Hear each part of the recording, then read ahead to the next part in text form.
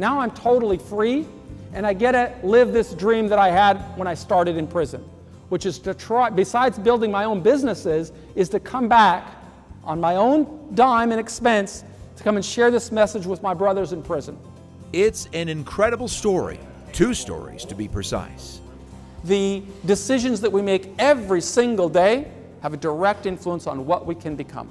First, Michael Santos, a man who spent 26 years in prison for serious drug crimes and who is now a successful businessman, entrepreneur, author, and prison consultant. All of you know that anybody can begin sowing seeds today to turn the page in their life. Anybody can do it. To turn prisoners' lives around, just as he did his own. That sounds a bit like a movie, which fits because Michael Santos' story begins with the movie Scarface. It was just the beginning of an amazing story of crime, punishment, and redemption. Michael carved out his own path. He showed the men at the Kyle facility how he would boldly approach business leaders for opportunities after he was released. You want me to show you? Yes, sir. What's your name? Mike? Mike. I've been in prison for 26 years. I have a conversation like this with a business leader, right? With a business leader. And I would ask him crazy for money. I would ask him to invest in me. And he would laugh. That's like that. You just came out of jail? But they did invest in him, big time. Michael says it boils down to hard work and vision. You should be able to say, I did this in prison. The hardest environment ever. Frank Sinatra said, if I can make it in New York, I can make it anywhere. If you can make it out of here, you can add value anywhere. But your challenge is to persuade the people that are going to judge you that you can bring value. And then they don't care. The first couple of years in prison, I was still stuck in this young, stupid, irresponsible phase. Then there's a story of Shon Hopwood, who spent 11 years in prison for armed bank robbery. Today, he teaches law at Georgetown University and is a practicing attorney. I say, several hundred lawyers tell me, you will never become a lawyer. You can win all the cases in prison you want. That's not going to matter on the outside. Their stories are uplifting, especially to the men and women they visited with at MTC's Kyle, Lockhart, and Sanders Estes correctional facilities in Texas. And sometimes it's hard to believe that that's possible. That where you're sitting right now, that there are going to be opportunities that can open for you. They're inspiring because out of everything they went through, they had the right mind frame and knew that the people that they once was, they are not anymore.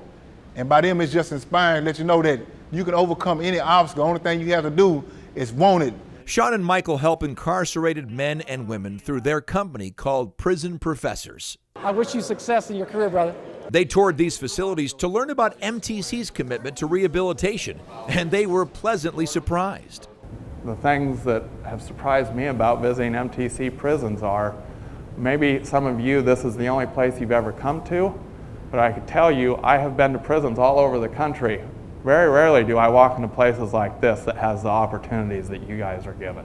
I can tell you, it's very exciting to see so many guys in here working towards their GED and take the next step. And both men say they never had these types of opportunities in prison. A lot of my success came through trial and error because I didn't have people that came into the prison I was at and say, this is really what you need to do to get on this path. And I tell you that for the first couple years of my life in prison, any success I had was largely by accident. Some of you have been in other prisons. How many? Show of hands. So when you're in those other prisons, how many of those people would do anything to get to a place where they have opportunities and programs like here? You all know how fortunate you are. Yeah, I'm really impressed with MTC and their commitment to programming. I think it takes a tremendous amount of courage to bring people like my partner and Shon and I into these institutions. Michael and Shon saw firsthand how MTC makes a difference in people's lives through Lockhart's unique manufacturing programs where women make circuit boards and HVAC parts. It all started with our decisions that we made in places just like this. The skills you learn here are going to translate into success when you go home. I find that if people see you've done the hard work to change, you'll get second chances and opportunities. Programs like these are motivating these women to turn away from a life of crime. No more. Not for me, because I once had a good life and I messed it up with addiction. But now I've been given the opportunity to turn it around, and I'm going to do that. That's phenomenal. That's phenomenal. Michael and Shon encouraged another group of women to visualize what they can become.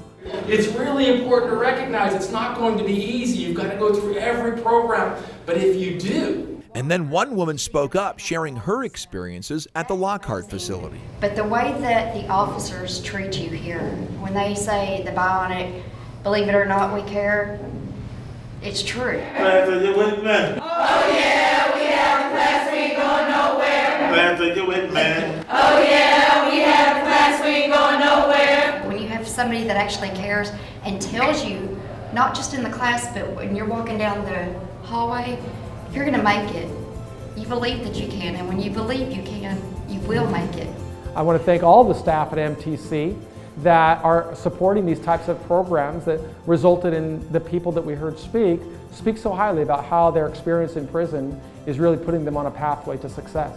This programs, man, they help us out a lot. I never thought my whole entire life that I would be doing something like this, designing stuff for our next class over.